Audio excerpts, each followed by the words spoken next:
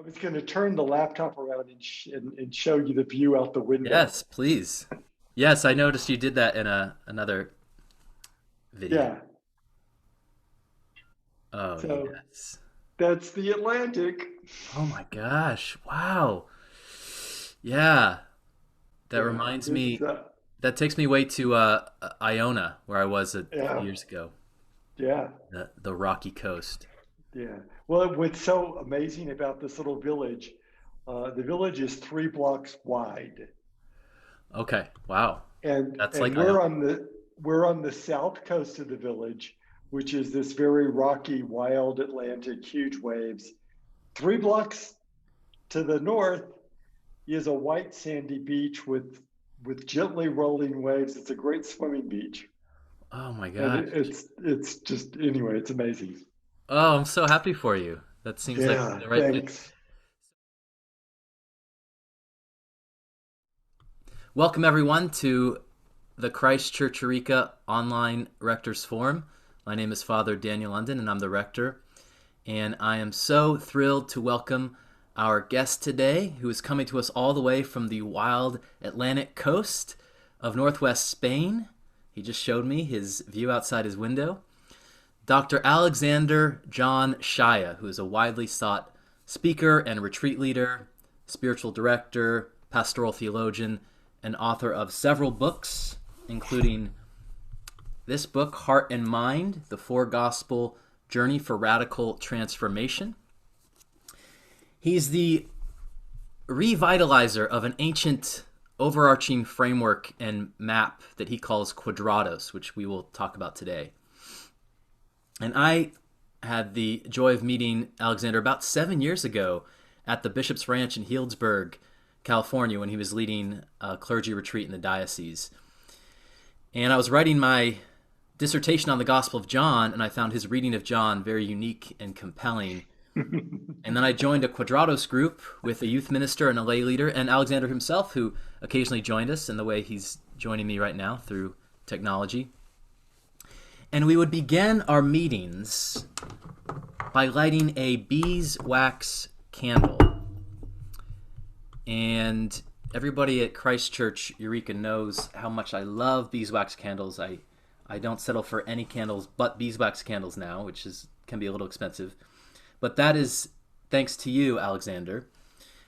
So as we begin our conversation together, I'm wondering if you would be willing to share the spiritual and physical significance of the beeswax candle, and then I will light this massive candle that I bought when I first moved up here, and it's been sitting on my desk for a long time.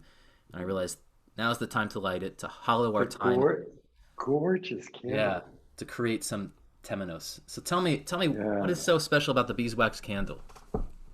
Well, first of all, it's a totally natural product. As we know, it comes from the creation of bees.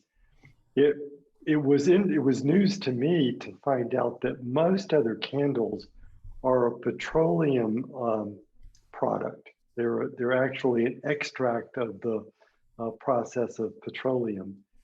And uh, the beeswax candle does something that is quite unique. And it reminds me of a deep Christian spiritual practice.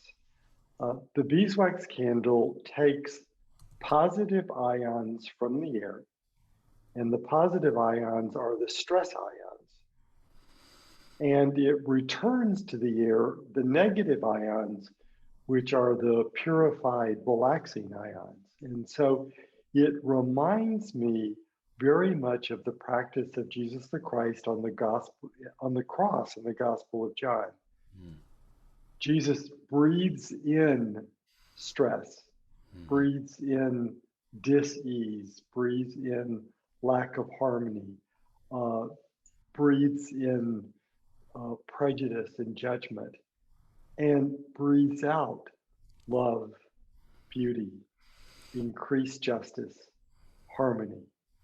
And it reminds me that we have two different breathing practices in the Christian tradition. And one is the practice that we are more familiar with, which is to breathe in relaxation and to breathe in love and to breathe out our stress. This is the other side of that. Whereas, as Christian servants, we choose to be part of the world's brokenness and to breathe it in, Mm, but through the power of the Christ, mm. to return something greater to Oh, the I love world in which we serve. that. And a beeswax candle does that. Yes. Well, it reminds me. Yeah, there's a practice. I think was it Tonglen, a Tibetan Buddhist practice that's breathing in Exactly. the negativity and breathing out Yeah, the life giving compassion. And yeah, I've thought about that. I remember having a conversation with Bishop Mark Andrus about that very thing because in my Christian practice, I tend to do what you were saying, which is breathing out the negativity, giving that to Jesus, and then breathing in Jesus' compassion. And yeah, there's times for both. right. And you mentioned the It's Gospel of John, and another kind of koan I've been chewing on for a while, for years now, and I love that you address it in your book, is the fact that in John, Jesus receives the hyssop, and it's in John that it's identified as a hyssop branch, and there's all sorts of symbolism with that.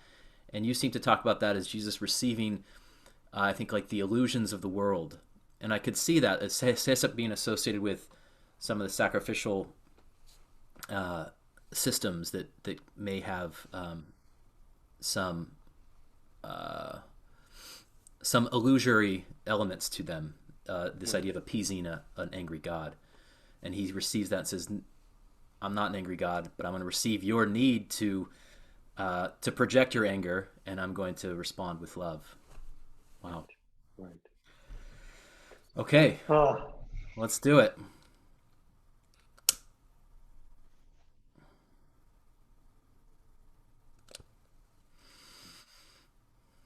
Hmm.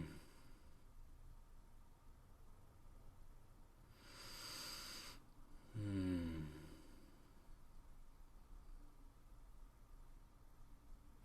gently breathing from Spain. Yes, right. What's also true of a beeswax candle is that it burns about 10 times brighter Mm. than other candles and also a bit more hot. Um, I love the smell of it. hmm, I remember the first time I had a beeswax candle or used it in a service was at St. Gregory of Nyssa in San Francisco. Um, for the Easter Vigil service, we all got a beeswax candle, and the whole place just smelled like mm, mm, bees mm, and mm, honey. mm, Okay, well, this is lit. Maybe I'll try to keep that in the view. mm. Well, it is there. So I want to begin by inviting you, Alexander, to share some of your personal and spiritual background. I recently learned that one of my parishioners has Lebanese Christian background, and that got me thinking about two of my favorite Lebanese Christian authors, Khalil Gibran. We used one of his quotes in my wedding, as many people do, and you, who grew up as a Mm, Lebanese Maronite Catholic in Birmingham, Alabama.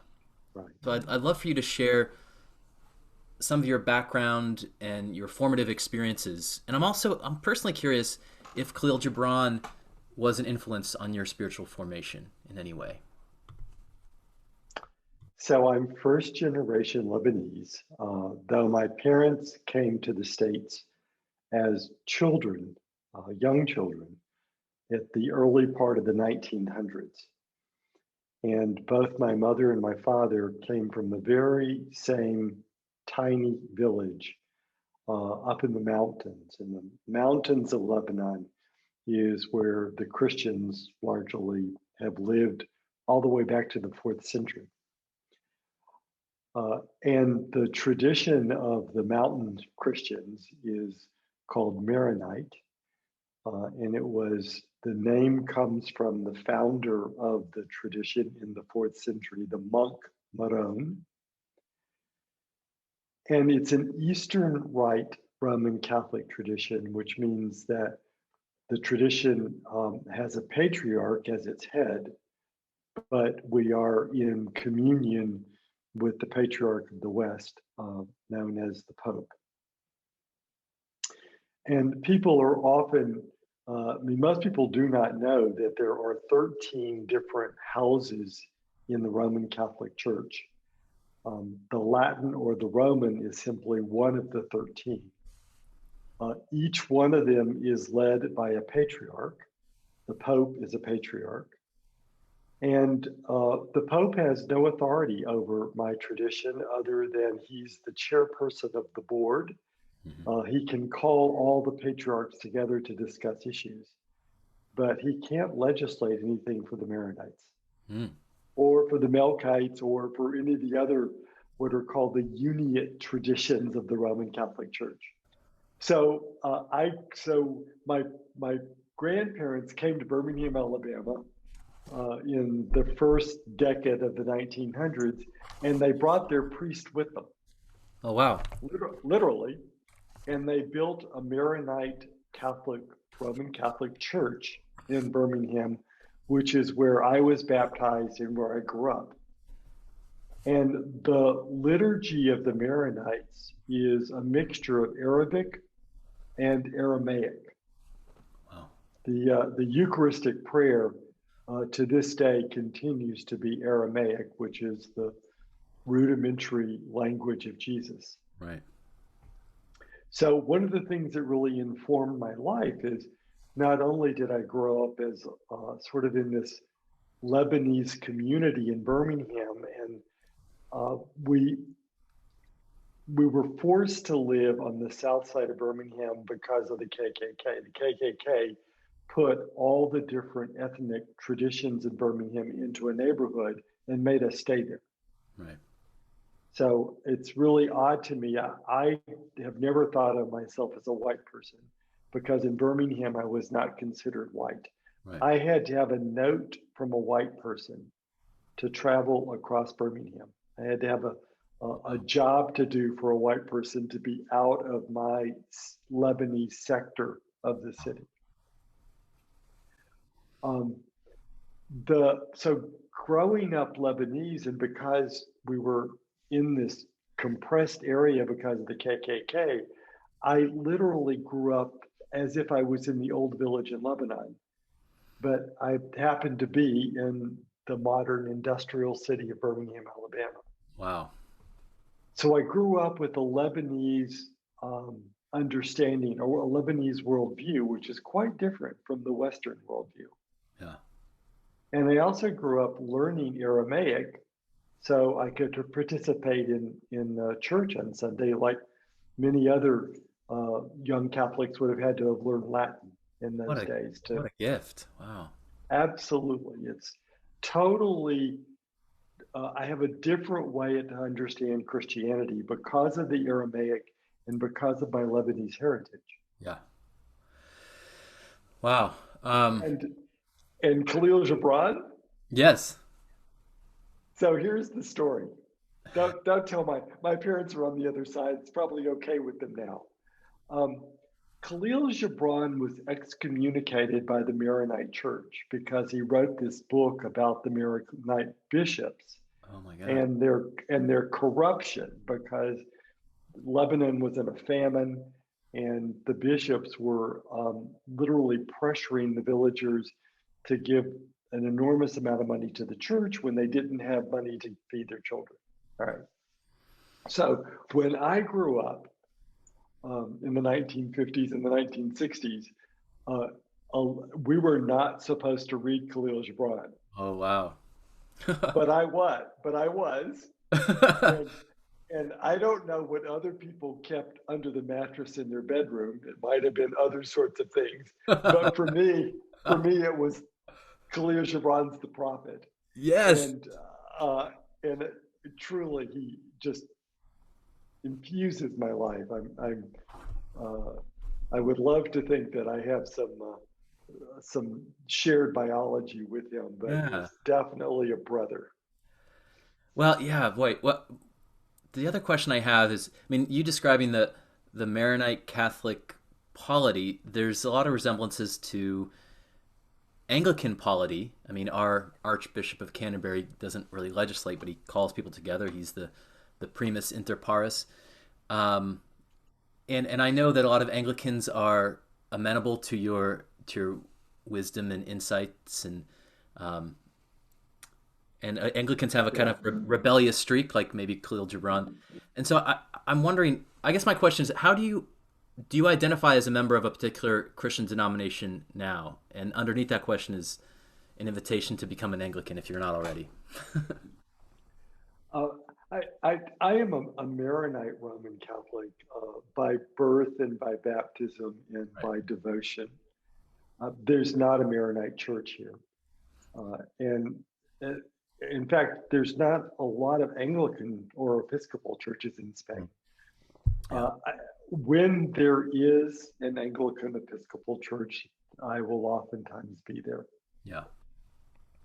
But you are, at your core, it's who you are. You are a Maronite Catholic. I'm a Maronite Catholic in the sensibility of this spirituality, which is utterly earthy, sensuous, and earthy, Yeah. which Yeah. has not been true of the Roman tradition, Yeah. Yeah. and also very much about the local community. Right.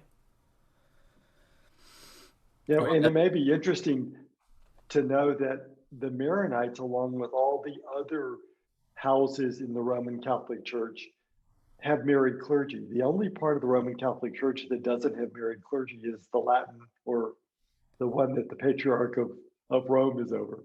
yeah. Oh. Well, and that's a unique.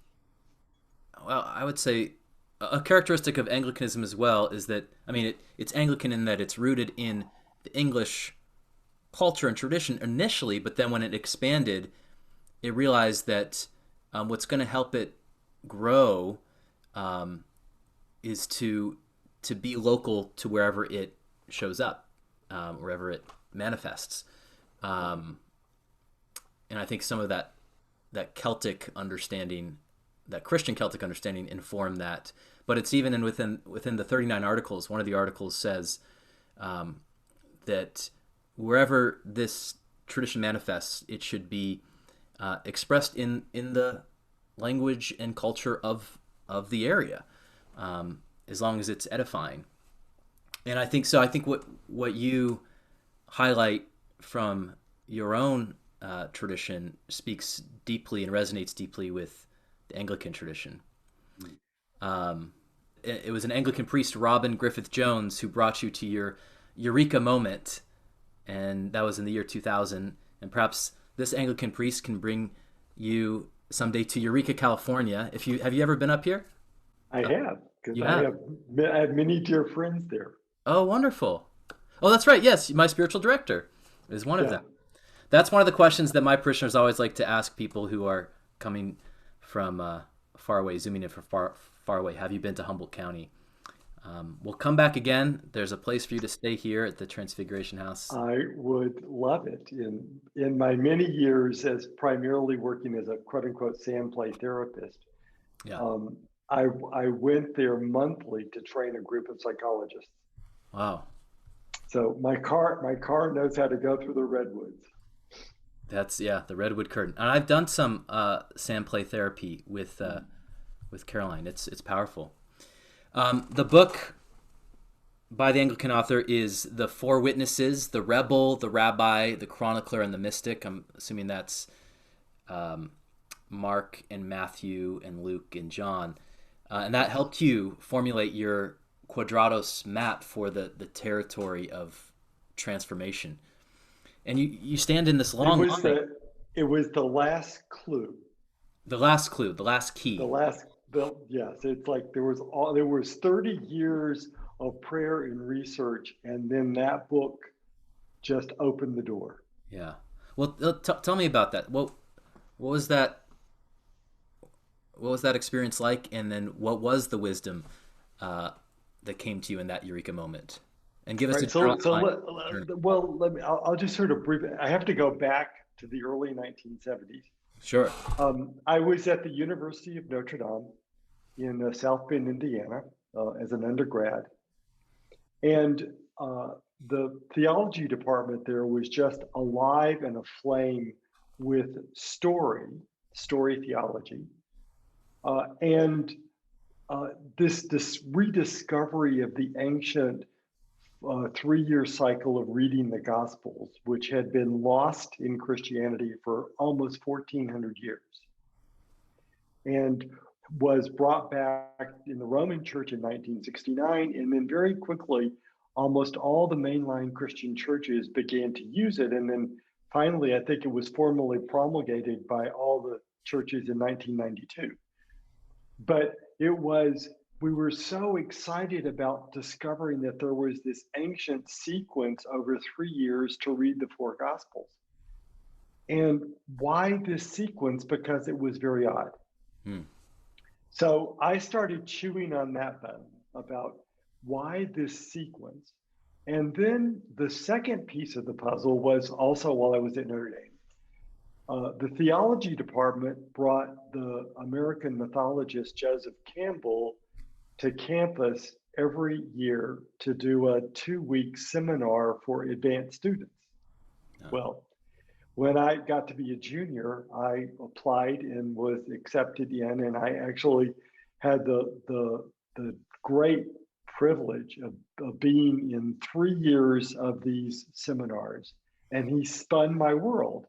And this was the second clue. He kept saying every great story of transformation across the world, across culture, across time, across tradition, is always told in 4 parts. Always told in 4 parts. And the moment I heard that, I was like, ding, ding, ding.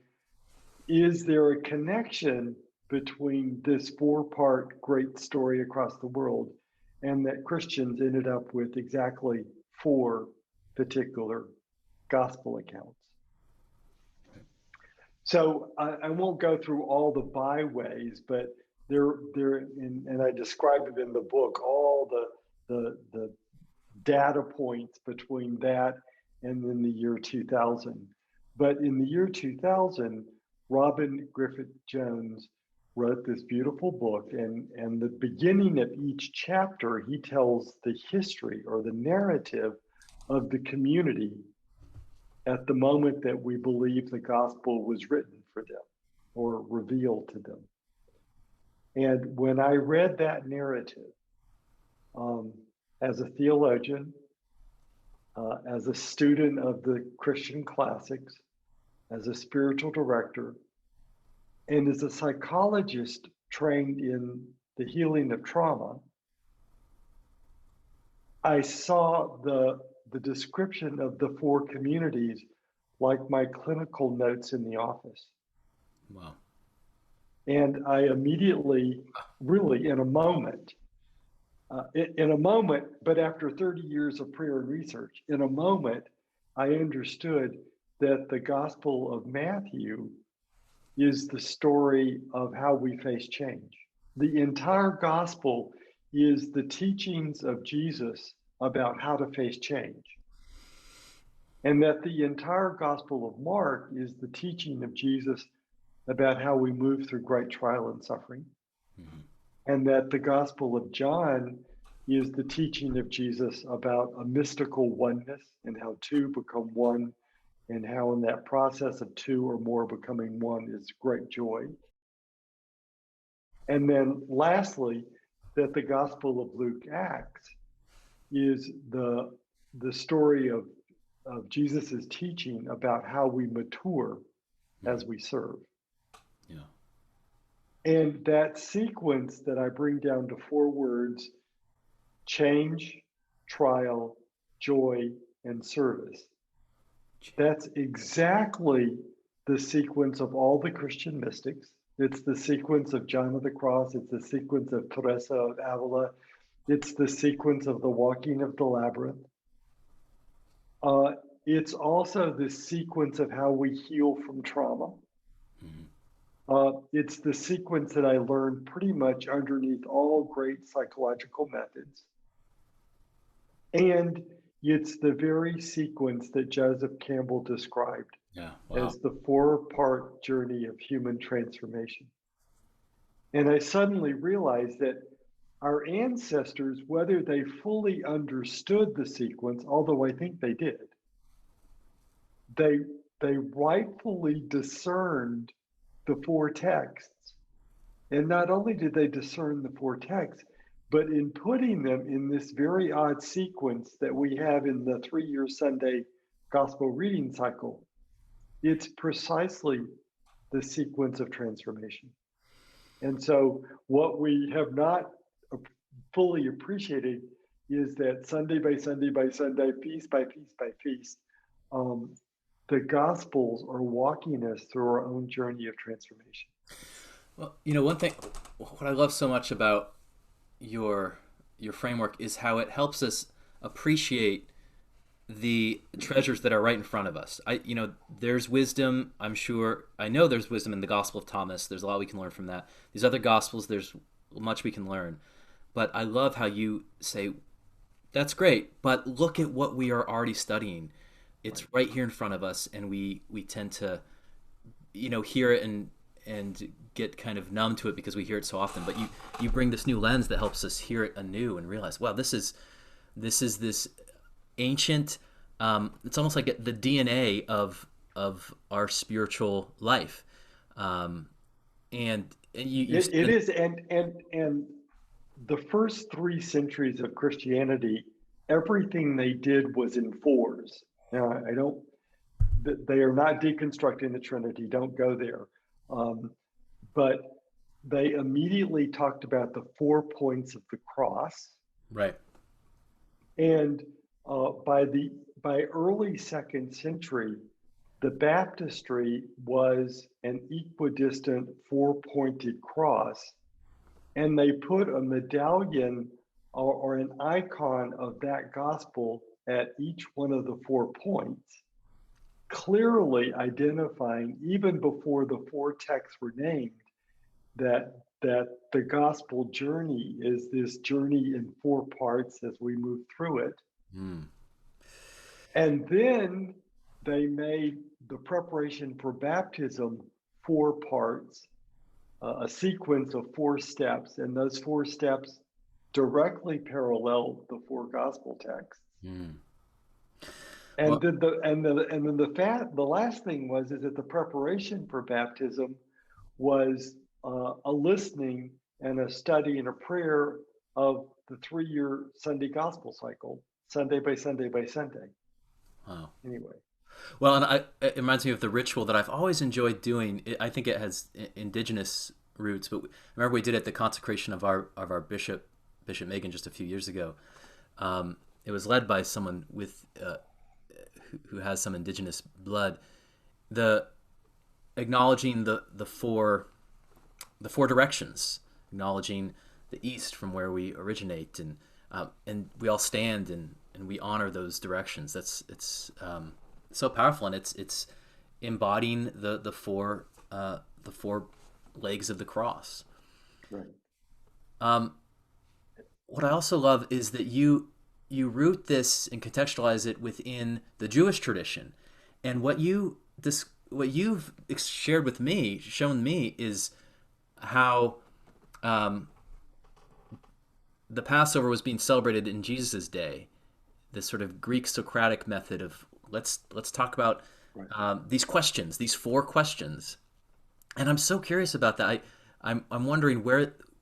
where there's evidence of that. I'd love to dig more into that, and I'd also love to maybe figure out ways to revitalize that in a way that's sensitive to our Jewish brothers and sisters. There's a lot of Christian satyrs that are not, that I think are kind of misappropriating so much of Judaism. But what you're doing, I think, could be a way of really deepening our understanding of this ancient story that we're part of. So tell me about that Jewish Passover. So I have been very fortunate in my life, very privileged in my life to have many, many, many Jewish friends, very close friends, and to be invited into their house for Passover.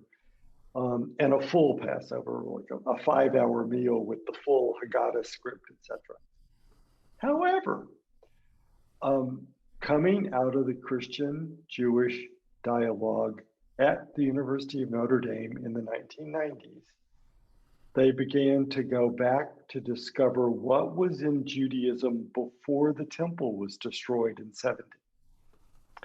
And lo and behold, what they discovered is the Haggadah, beautiful Passover ritual, was created 200 to 300 years after the historical life of Jesus. That the Passover that we know today is not what Jesus would have been celebrating with the disciples on that night. What it was, something like this. The head of the household, and certainly we imagine Jesus as being that figure at the table, would lead everybody at table through a present moment reflection on their life, continuing the Passover story.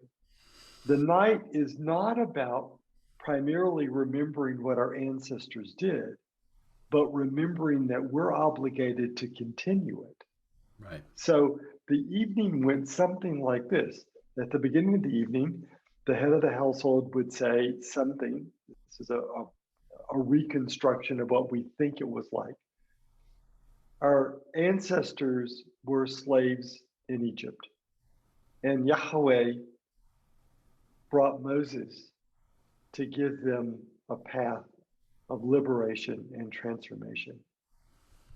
And they had to make a decision about whether to go on that path or not. So where tonight in your life are you locked into slavery? Where tonight in your life are you experiencing a paralysis or a lack of freedom, a constriction? So talk around the table. Then a little bit later in the evening, the head of the household would ask the second question. Well, we know that our ancestors who went with Moses went into a wilderness unto death and wandered there for 40 years, which for many of them was a lifetime. Where in your life tonight do you feel a death experience? Where are you struggling with the death experience? Perhaps are you struggling with the death that you need? Or is this death something that you need to shed? Talk around the table. Later in the evening would come the third question. We know that eventually our ancestors were led across the Jordan into the promised land. And arriving in the promised land, they knew for the first time the promise was true. Where tonight are you hearing God's new promise in your life? You know, before I go to the fourth question, what I love about this ancient Passover is it's not linear. It's like all four of the questions are living in the present moment. Right. So it's not the dum.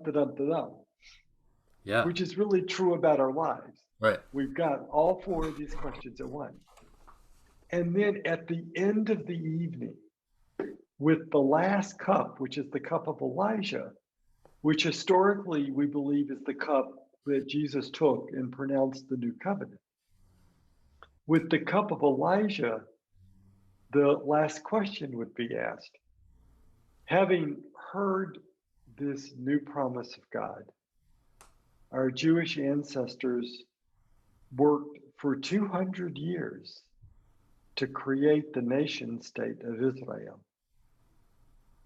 As we leave Passover tonight, what work of God are you committing yourself to for the coming year? For yourself, for your family, for your tradition, for the world? I just imagine what a rich conversation that would be. I mean, it requires so much vulnerability, but that'd be 5 hours, depending on how many people you have there, just opening up about, where are they enslaved? Where are they being called to serve? Where are they discovering freedom and fulfillment of promise? That's so beautiful. And and that sequence was a foundation in Jewish spirituality. Right. They understood that sequence as the journey that they make with Yahweh over and over and over and over. So, therefore, when our Christian ancestors were looking for the text of the gospel, they were already immersed in knowing that this is the journey. Right. So, they were looking for the gospel text that told that part of the journey. And it's why, some of the deep wisdom and the poetry in the Gnostic text is it's exquisite. Yeah. But the Gnostic texts weren't what our ancestors were looking for. They were Right. looking for the journey. Right. And to my study of the Gnostics, they're like an anthology of Jesus' wisdom, but they don't have the journey in them. Yeah. Irenaeus of Lyon saw that. I love Yeah, I love that you point out that it's not. I mean, there may be a linear element to it, but it's, when you look at the Passover questions and that ancient ritual, all of those are happening simultaneously, as you said. So I think some people might resist. Well, it's not always that simple, and everybody's path is unique. Well, yes, but true. it's Absolutely. but there's a map that shows that these things are all happening together, and when you are in the midst of the trials and tribulations, what's such a helpful truth is to know that you will get through this. You will get to the garden on the other side of this wilderness. You're not here forever. You will get to the promised land. I can't help but wonder, and I'm sure we talked about this before during the Quadrados group, but when I was studying the mystics, who have all these different maps, I'm thinking of like Walter Hilton, English mystic, and Teresa Avila and John of the Cross. They tend to revolve around the via triplex, the purgation, illumination, union, and I could certainly fit the four phases onto that, but I wonder how you see that. Do you see the But purgation? Go ahead. I mean, here's what they missed. Um, they missed the desire to begin. Yes, the initiation. Um, well, and it's like when I have been trained, if I can use that word, in my work with the labyrinth, I've always been taught that before you cross the portal of the labyrinth, you walk around the outside, and the walking around the outside is increasing your desire to make this journey of transformation. Hmm. That's Matthew. Right. The crossing of the portal and the wandering to the interior is Mark. Being in the center is John. And then the walk back out is Luke. So the purgation, Mark, yes. The illumination, John, yes. The union of Luke, because union is integration. It's like it doesn't work just to have the illumination without also integrating, making it ordinary in your life. Yeah. They just forgot that the journey starts with being drawn and making the decision Right. to go on the journey. Yeah, and I love how you talk about union. I mean, obviously, the Gospel of John has elements of mystical union as well as illumination, but you say that there's more to union than just being, in this kind of satori state. It's like the bodhisattva. Like I've been illuminated. I've had this union, and now I integrate by returning, right? Returning from Right. Camino. That's I Yeah. mean, that's Yeah. so key. I feel like that's such a key insight that you highlight that a lot of people forget. That we don't just reach enlightenment and then just become static. No, we then go back and start the cycle And, again, in a sense. and it's so important that in the 3-year cycle of the lectionary, that the last cycle is Luke and not John. John is not the fourth gospel. John is the third in the sequence, Yeah. and Luke is the fourth. Because unless we take what's happened interiorly out into our lives, it's stillborn. Yeah. It's narcissism. Right. Right. It's spiritual narcissism. Yeah. Anyway, and I think that's the reason that the ancients did not give Luke a year unto itself, because the exaltation in John, excuse me, that why they didn't give John a year unto itself. The exaltation in John too easily can become a spiritual narcissism. Right. Let's dip into these four gospels. So, Gospel of Matthew addressed the question: how do we face change?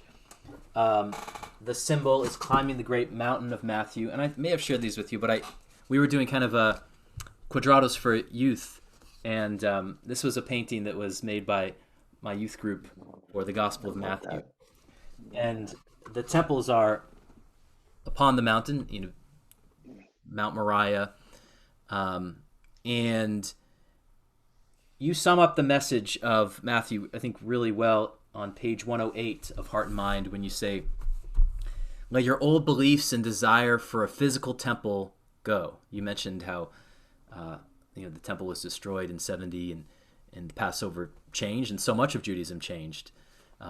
There's no longer, it's a different Judaism. Second Temple Judaism, the Judaism of Jesus' day, does not exist because we don't have that temple. So let your old beliefs and desire for a physical temple go. These allegiances are outworn. They're like a heap of dry bones. Lovingly let them be and continue your path up a new mountain. Embrace the unknown. You are beloved. Do not fear. So what message do you feel Matthew has had and continues to have for us, especially during this time when so many of us have had to abstain from gathering inside our own physical temples and sanctuaries, which we can easily associate as places where God is limited to, almost become idols. Right. So let me just reprise for a bit, partly to get my own brain working again after my 5 months away. It's just this is the first time I've actually talked about this material since I got sick in December. We think that the Gospel of Matthew is being composed in the early 70s, first century. It's being written for the Jewish Christian community of Great Antioch. Great Antioch is about a week's journey walking north of Jerusalem. And what's happened is that in the summer of 70, the Roman emperor decided to make an example of the Jewish people. And unlike Hitler, he didn't want to end the Jewish, didn't want to end the line of the Jewish people, but he wanted to end the Jewish religion. Because the Jewish religion had this festival every springtime, Passover, where they observe their throwing off of the Pharaoh, and the Jews continued to believe, unlike almost any other peoples in the Roman Empire, that they could throw off the Roman emperor. So he sent his soldiers against the great city with orders that they were to destroy the temple and to kill all the Jewish priests and everyone in the line of the Levites and the Cohens, and then to tear down much of Jerusalem. He knew that without the temple, which was the only place the Jews believed that the voice of Yahweh spoke, and without the priest, who was the only person in Judaism who was authorized to hear the voice of Yahweh, that the Jewish people would be without access to their God. So when the temple came down and the priesthood was ended by massacre, Judaism was they felt an apocalyptic moment. And Most of the Jews were having this discussion, which is very common to us. One, did I sin that created this calamity? Right. Or um, did is God angry with us because we have not been observing the law of Moses diligently enough? Or do I have the power to do something in this moment to change this reality? The Christians in Antioch heard a new message of Jesus the Christ, which was don't spend time doing the woulda, coulda, shoulda. Don't spend time trying to figure out if anybody is responsible for this. Um, the Christ is knocking at the door of your heart. And if you will open that door, the Christ will lead you into places that you could never have expected. So, this is the moment where the Christians of Antioch have the belief that they can move forward without the Jewish priesthood. We don't have a strong sense of Christian priesthood until the Jewish priesthood is gone. And that now we are no longer tied to that mountain in Jerusalem as the place of God. That we now begin to understand that Christianity will not have a holy land other than a room and a table where a community gathers across the world. Now, this is huge in the sociological development of religion. We are the first religion that we know of that has the idea that God is everywhere. Yeah. And that God is the God of all people. Mm-hmm. Mm-hmm. So we can now dismiss with tribe. Dismiss with tribe. Pan-tribalism. Pan-tribalism. And no longer will we have Christian worship spaces where women are at the back or women are upstairs and men are in the front or men are on the floor. That the genders are mixing with each other and that free and slave are sitting side by side, et cetera, et cetera, et cetera. Yeah. But all of this sets us against our Jewish brothers and sisters who are feeling the tradition of the temple and the priesthood and are thinking that they have to go back and restore it. Right. Rebuild the temple. Right. So in this moment, the when this gospel is composed, what I find so compelling is how it ends. You know, Jesus the Christ is on the unnamed mountain in Galilee and tells the disciples, I want you to go everywhere. Yeah. Well, at the moment when I have just lost everything, and maybe for us in this moment is we've lost relationships, we've lost places, we've lost our physical churches. Everything seems to be so uncertain. In this moment of uncertainty, the Christ doesn't give us more certainty. The Christ says, I want you to go out and almost like Tolkien, I want you to wander and get lost and go everywhere. Yeah. Yeah. And know that I'm giving you the one thing you need, which is not the plan, but my presence. Yeah. I'll be with you. I am with you. Yeah.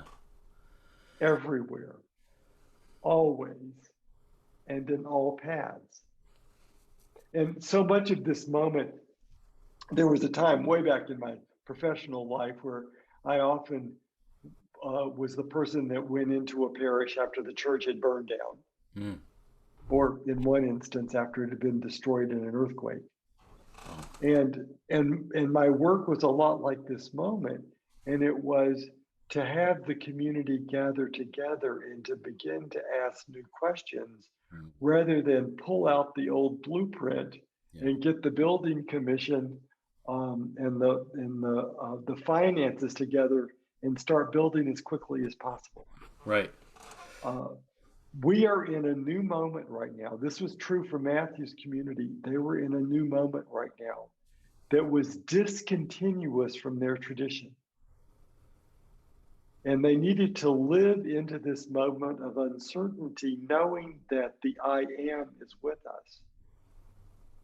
Mm-hmm. And that the I am is gradually going to help us build a new future, but that future is going to look a lot different than our past. Yeah. Thank you for that. I get the sense that that message is very much what got Jesus, as well as some of the early martyrs, in trouble. I know Stephen, they would say that he was speaking against the temple, and not to say that the temple is evil, but our attachment to it might not be healthy. And I think that I know there are different ways of understanding and interpreting how the meaning behind Jesus storming the temple, um, combating injustice. But I also think it was one of his ways of doing the kind of prophetic Well, street art of saying, hey, like, we need to be able to let go of this. And I thought about that in terms of, what happened on January 6th because I know a lot of people used Jesus storming the temple to justify what they did at the Capitol. Um, and it's so mind-boggling to me because some of those very same people are those who are saying we all need to go back into our church buildings. Why don't you let us gather in our church buildings? But Jesus is saying, no, the temple is now no longer limited to one building. The temple is that, as Paul says, the temple of our bodies, and the temple shows up when we gather around a table. And so it's almost like they're completely. It's not like they're just distorting it; they're completely flipping it around, and completely misunderstanding what Jesus was about in storming the temple. yes. And the message of Matthew is always larger inclusion. It is never exclusion. Right, right. Go out, baptize, go out to all nations and baptize in the name of the Father, Son, and the Holy Spirit. Right. Thank you for that.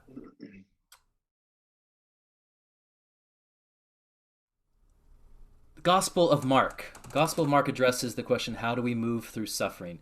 So we've just pointed out that we have been in a Matthean phase, and I imagine in many ways we're also in a Markan phase. And we're going through the Gospel of Mark right now in year B in the Revised Common Lectionary. We're going to be returning to it in June. There's one piece of Mark that you described that I want to explore with you, partly because I am coming to you from the Transfiguration House, which earned its name from the Sisters of the Transfiguration, who are part of an Anglican religious community in Glendale, Ohio. Sister Diana was spiritual directee of Caroline Isaacs, your friend.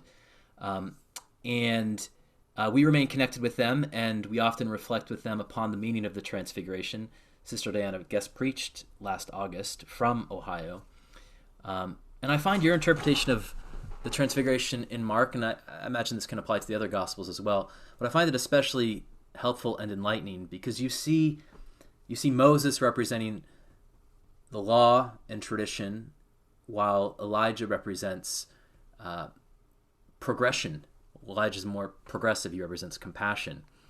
And you see in the Transfiguration, Jesus joining together both the law and compassion, both tradition and progression.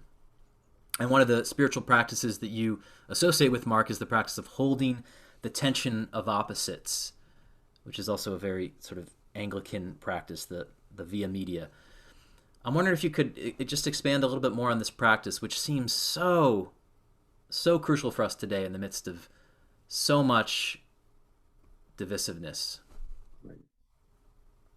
So if we think back about 14 Sundays, I see that the ancients setting the gospel of the Transfiguration as the call to Lent. Right.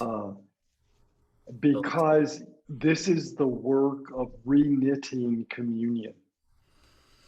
Um, Moses represents the law, which is discipline, rigor, tradition, uh, governance.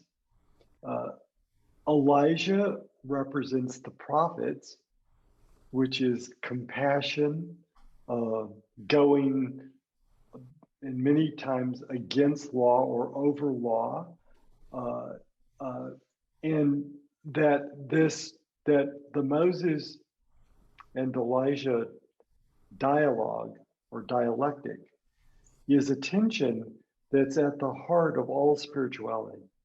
That some of us are a more Moses spirituality, some of us are a more Elijah spirituality. That's all well and good. That's just as it should be.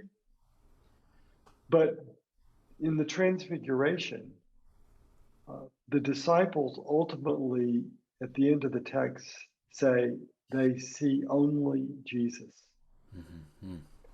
And this is the great spiritual work, which is to understand that the Moses part of our tradition and the Elijah part of our tradition are inherently necessary and that the two need each other. Mm. That we can't be a community of Moses without Elijah. We can't be a community of Elijah without Moses.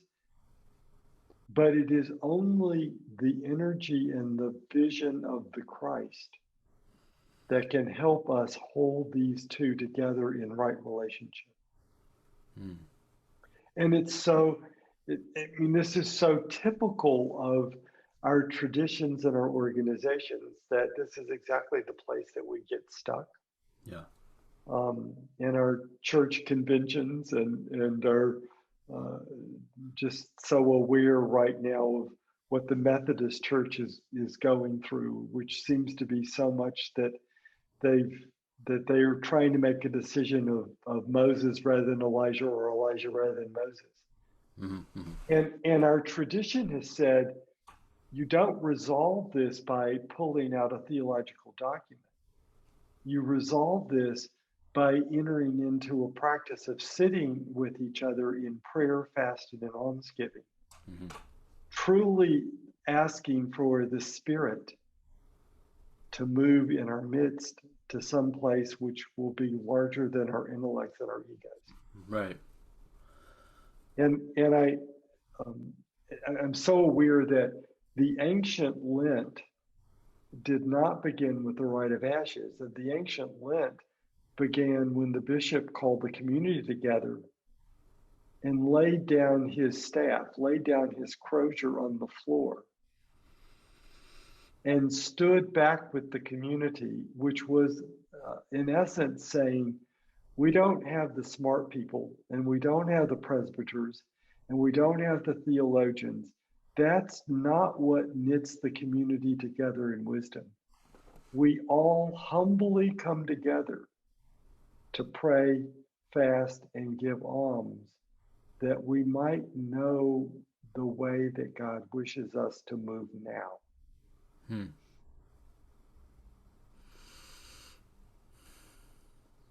And that's the Transfiguration. And for me, that's why the Transfiguration is there. It's the call to the work, to the spiritual practices of Lent. Hmm. Yeah. Yeah. I love that the Epiphany tide ends with that.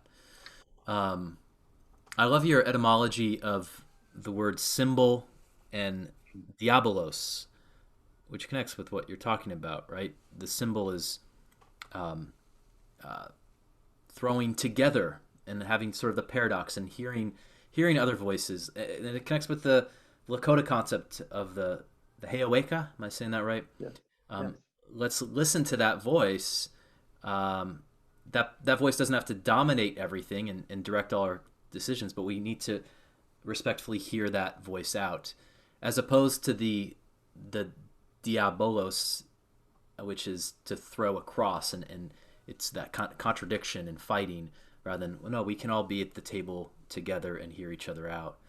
That Heyoeka concept is very helpful for me because I have several voices that some voices are saying, you're not being restrictive enough with the COVID guidelines. Other voices are saying you got to open up right away.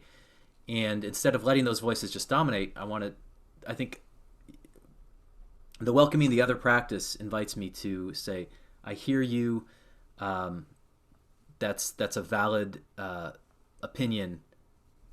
Thank you for sharing that. And actually, that's good. That's good for me, and that's good for all of us. Right.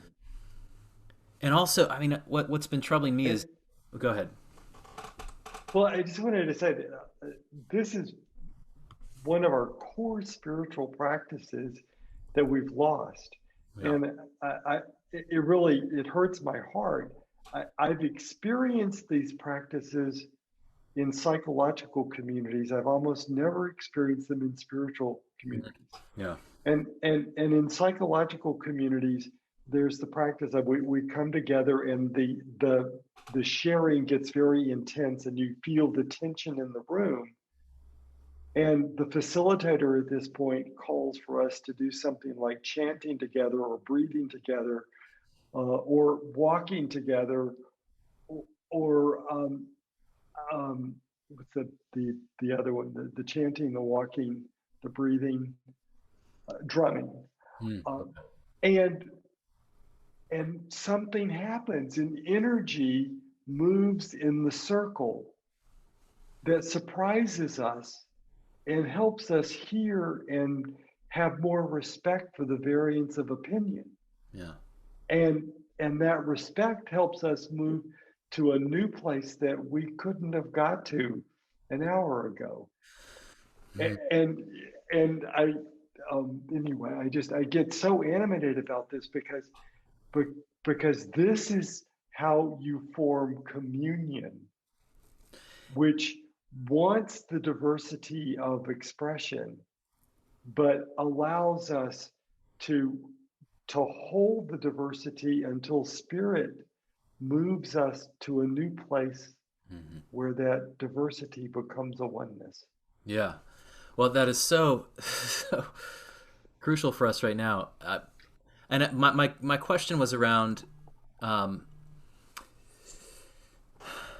when somebody seems, or when a group of people seem so attached to something that is so clearly false or a lie, like the big lie, it does arouse within me and maybe others this desire to move into that diabolos of saying, no, I'm going to contradict you, you're wrong. But I think what the transfiguration practice of holding the tension of opposites invites me to do is to say, what's going on underneath your commitment to that particular understanding? There's obviously some anger, there's a sense of betrayal, there's a sense of wounding. What's going on there? And I think that can then open up a sense of community. Like, oh, actually, I feel that too. I feel angry too. I don't necessarily ascribe to your diagnosis of that, but we can be in community over sense of wounding. Let's now go to the Holy of Holies, which is the Gospel of John, addresses the question, how do we receive joy? We rest in John's glorious garden. Although it is the fourth Gospel in our Bible, it represents the third phase of the journey, and it's read every year during Lent and Easter. Every year we take a long retreat with John. And it's in this emphasis on Jesus' joy that I actually see deep resonance with Gibran's work, especially this book, Jesus, the Son of Man. You can't quite see the title, so I wonder if your clandestine readings of Gibran influenced you in this way. But he writes in the first page, there was joy and laughter in Jesus' voice, and then he references the joy and laughter of Jesus like at least seven more times throughout Jesus, the Son of Man. And I preached on this last Sunday. In John, Jesus says, I have said these things to you so that my joy may be in you and that your joy may be complete. And yet there's no record of Jesus laughing. There's record of him weeping a couple times. Um, but the great Anglican turned Roman Catholic said there was some one thing that was too great for God to show us when he walked upon our earth, and I've sometimes fancied that it was his mirth. Mm. I'm wondering where else you see evidence or expressions of Jesus' joy and laughter in John and maybe all the Gospels. And what practices do you recommend for receiving and entering more fully into that joy, that complete joy? Oh, one of the things that I see in John is I think we have overlaid the angst of the other texts on John, and I don't think it's there. Uh, Jesus the Christ in John is totally at peace, and I can imagine from that that he is got great humor, Hmm. but uh, he's he's not concerned. He knows what his mission is. He knows what he's here to do. He knows how he's going to do it. And he also knows he's going to die and that he's probably going to be killed. And none of that's of concern. So if you will read John's passion as in the way that, and I love the fact that John's passion is the passion that we only read on Good Friday. Mm-hmm. It's not sorrowful. Um, there's no angst. There's no equivocation. There's no prayer that the cup be passed. No. Uh, there's no strife. There's no whipping. Jesus carries the cross himself. The text, Jesus sort of puts himself on the cross when they get to Golgotha. Um, and from the cross, Jesus creates community. Mm-hmm. He gives his mother and the beloved disciple to each other. Yeah. Wow. And then from the cross, blood and water pour forth from his side, which really is Jesus the Christ, the mother, giving birth. Mm-hmm. Yeah, it's referenced Julian of Norwich, whose feast day was just a little while ago. Absolutely. Well, and that connects to And the beeswax, right? The yes, Jesus and John is so has become so accustomed, his practice, the Tonglen practice, the beeswax practice of receiving um, sin and suffering and responding with love, receiving the hyssop, receiving our anger, and responding with community and water and blood. Wow. and that Jesus the Christ in John knows suffering, but doesn't count the cost of it. Hmm. That's the difference. Hmm. It just suffering just is. Yeah. And when suffering just is, I can have joy. Yeah. Hmm. Joy. Yeah. Joy, even in the midst of the cross, knowing that this is an expression of love. This is how he's able Yeah, to love yeah. us. Um, I mean, joy really is a byproduct of mindfulness. yeah. Yes. Well, so that points to the practices. And actually, when I was rereading this portion on John just a couple days ago, um, well, actually, it might have been one of the eight practices in the Eightfold Path, but it was similar to John. It was go out into nature, just spend some time in silence, listening to the trees. And so I put the book down and went outside, and I discovered a tiny hummingbird nest and watched the hummingbird. Mm, mm. Couldn't quite see the nestlings, but I could see the hummingbird, and I was just so moved by that. Um, there's a part of me that feels like I'm not being productive when I'm out here. I should be doing something, but then another part of me says, actually, this is perhaps the most productive thing to do. Just be, right. And that's one of the invitations of John. Just be in the garden. Right. And here's what. And Go ahead. Well, I mean, and I think that that's the great ones, whether they are the mystics, the saints, the spiritual leaders, etc. They have this incredible quality about being. And I remember I have had the delight of having dinner with Desmond Tutu, Wow. and his laugh, Yes, right. it just goes through you, and you hear the stories about how in at the highest point in the conflict over apartheid, he would walk up to the soldiers who quote unquote were seemingly opposing, and with his great humanity invite them to join him. Hmm.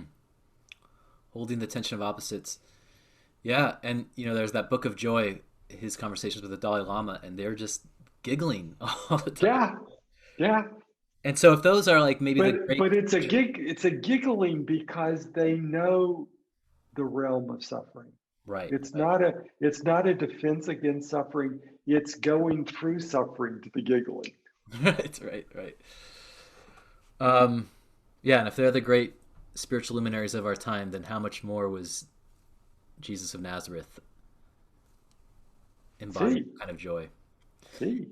Um, And, you're talking about mindfulness, and I quote you almost every Christmas day, page 218 of your book, when you talk about John and the gift of spiritual, or not spirituality, but sensuality awakening.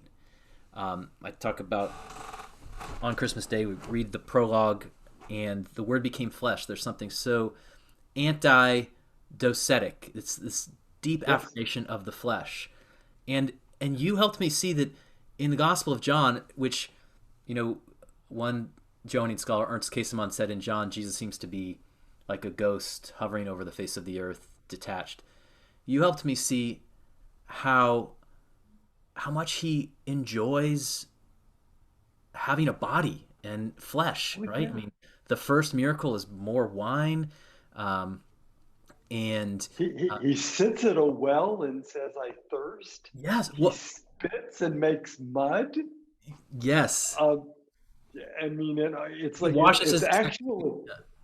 it's actually the most sensuous of all the gospels. It is, and that's just got so many juices flowing for me that if I ever do write another book on John, it would be based on that, and it would be focusing on um, the scrutinies, the passages of Uh, John that are read during um, year A of Lent, because each of those I noticed address one of the five senses.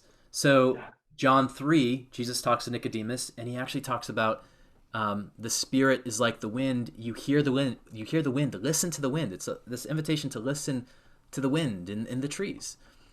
And then, as you mentioned, John 4, Jesus says, I'm thirsty." He says, I think he says it a couple times in John, maybe in the Passion, "I thirst." So he addresses taste, and talks about how we have our deepest thirst and hunger quenched and satisfied. And then John 9 is read, and that's about vision, seeing God in the mud, and using some dirt and saliva to make healing ointment. And then John 11 deals with smell. There are a couple references to aroma, including the passage where in the King James version, Martha says, uh, "Lord, he stinketh." yeah. But there's also reference to the anointing of Jesus and how the aroma filled the whole house.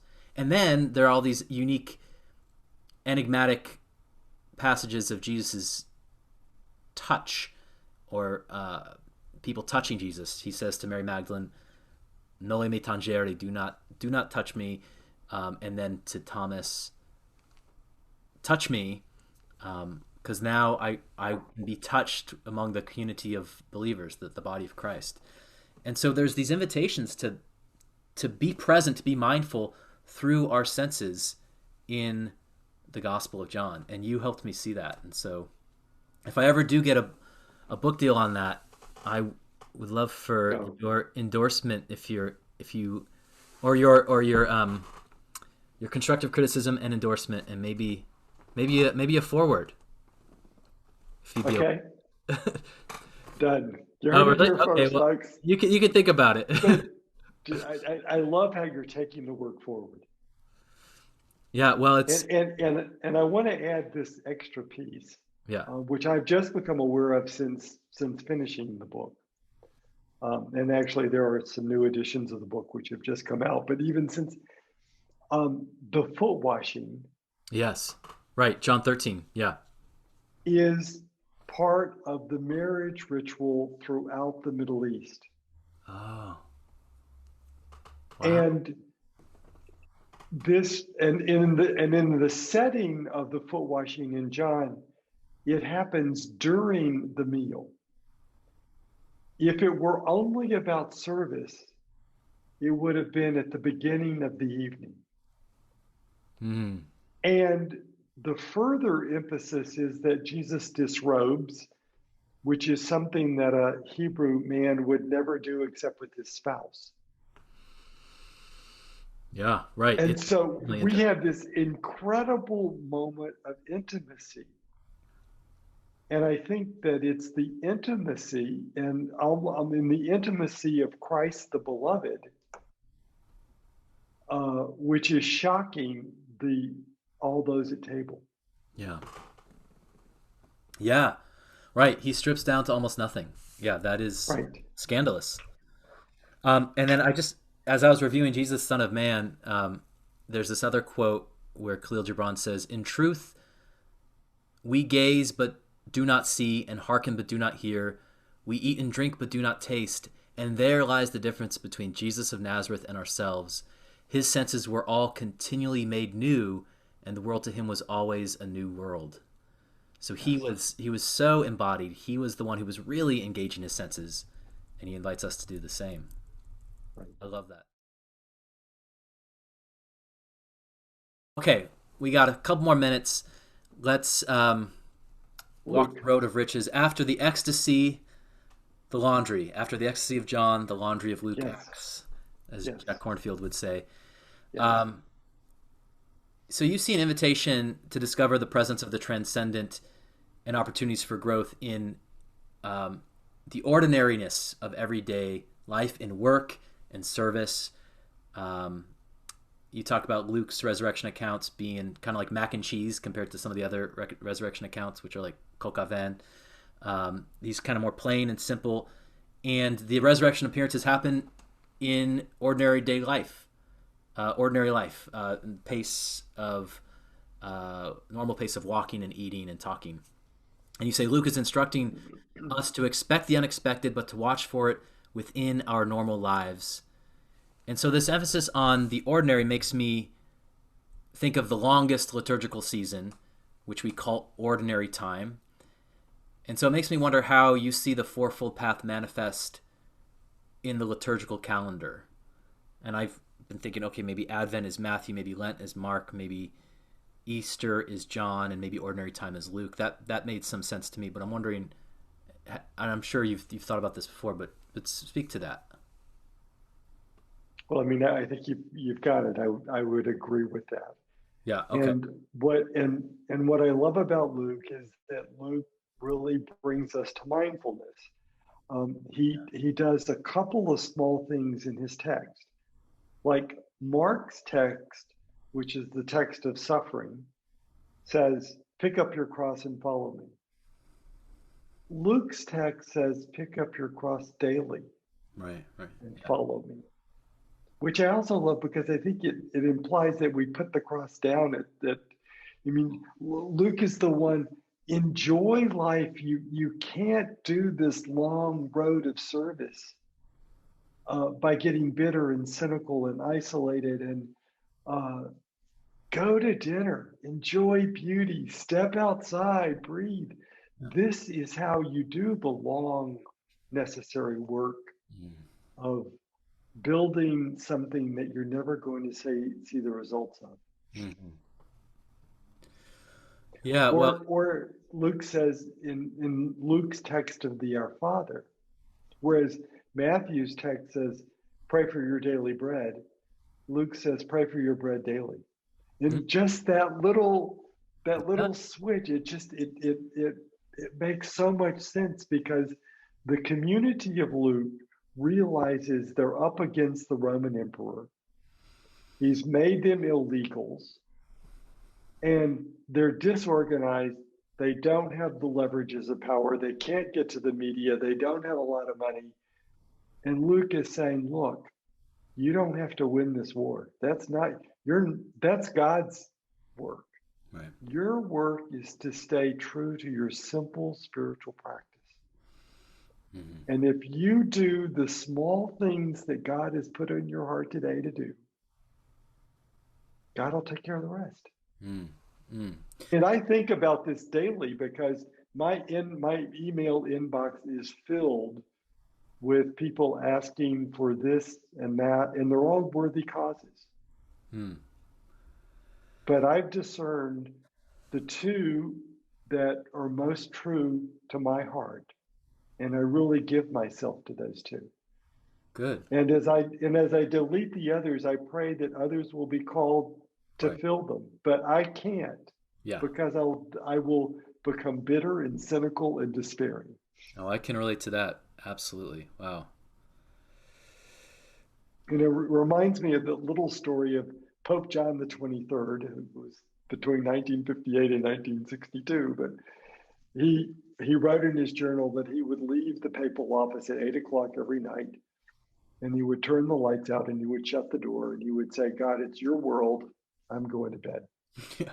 Right. Yeah. Yeah. Mm. I'll take up my cross again tomorrow, but I'm putting it down. Mm-hmm. Yeah. Mm-hmm. Yeah. Wow. Well, that all this is really it's such good fodder for preaching. And I was thinking, okay, well, we read through Acts during Easter. We're reading through John during Easter, so it makes sense to focus on John during Easter because that's the gospel associated with that season. But then Acts, we read that as one of the first readings.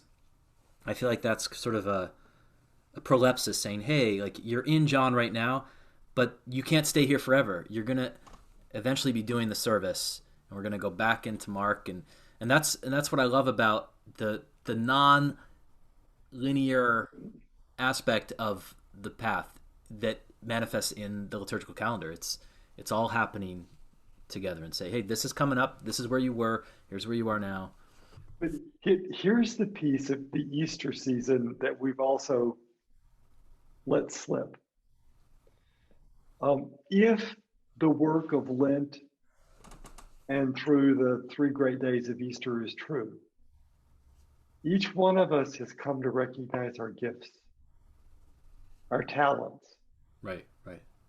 And the Easter season, in the beautiful mystical poetry of John, is about each one of us naming what we have become more aware of or what we're reaffirming. So that when we get to that Sunday, a week from now, Pentecost, we are reknit as a communion Mm-hmm. and we are re energized with the gifts that we have to give. And now we are sent. Mm. Mm-hmm. Mm-hmm. So good. Thank you.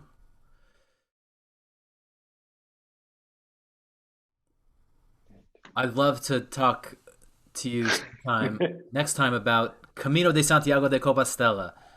Um, and for me, that it's so connected for me, and the idea of walking the Camino with you and would be incredible, and to bring the Quadrados insight into that experience would be amazing. But Here I sit in the last village. I yeah, walked into this village on my Camino in 2012. I walked into this village, and the last steps of the Camino go past the Lady Chapel and you come to the water. yeah. And I knew in that moment that I was being called to come back here and live. It's Wow. taken me 9 years, but here I am. Well, that is so perfect because you reach Santiago, which I imagine might be kind of the John glorious See, garden, see, see, see, see.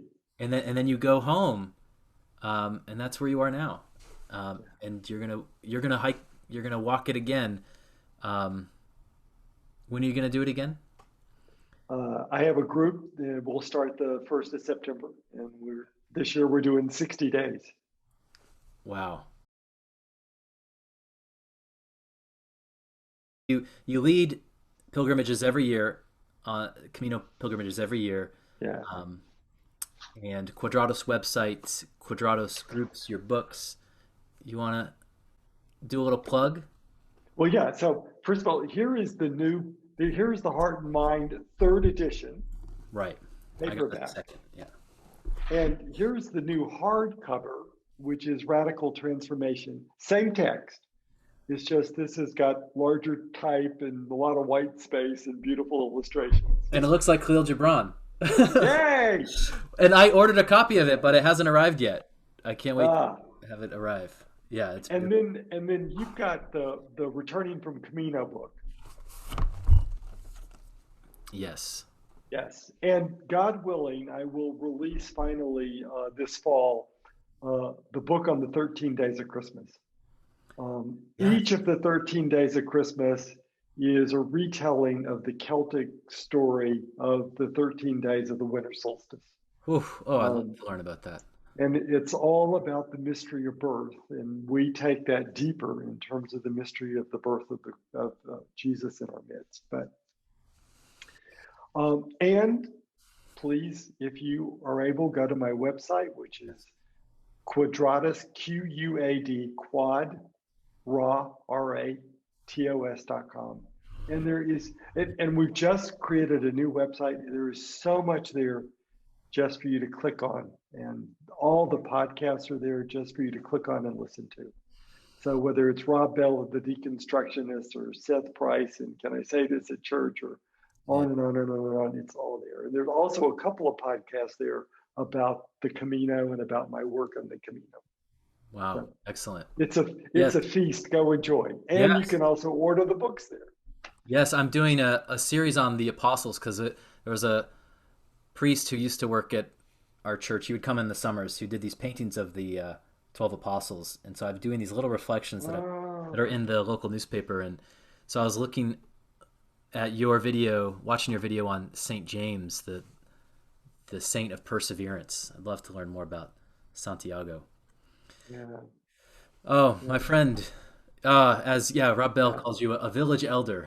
Learn from Alexander, and your life will be changed. And it's amazing the testimonies that I've come across that have been Wow. so changed by you. I'm so grateful for this time and reconnecting after all these years. Yes, Thank you well, for this invitation. let's do it again, and please come visit. You have a place to stay here. We'll hang out, Okay. All Caroline. right. God bless you, and thank you for introducing me to Sensuality Awakening and the Beeswax Candle and the Glorious Garden of John. Can you show us your window one more time? Oh, absolutely. Let's see if the colors have changed. Um, well, it has begun to rain, and so Oh, yeah. you're going to see uh, raindrops on the window. Oh, we're used to So rain here in Humboldt County, so lovely. it's we're Mhm. still about an hour away from sunset, and tide is out. Yeah. If the tide were in, that would all be water. Oh, wow. All right, my friend. Vaya con Dios, my friend. Bye bye.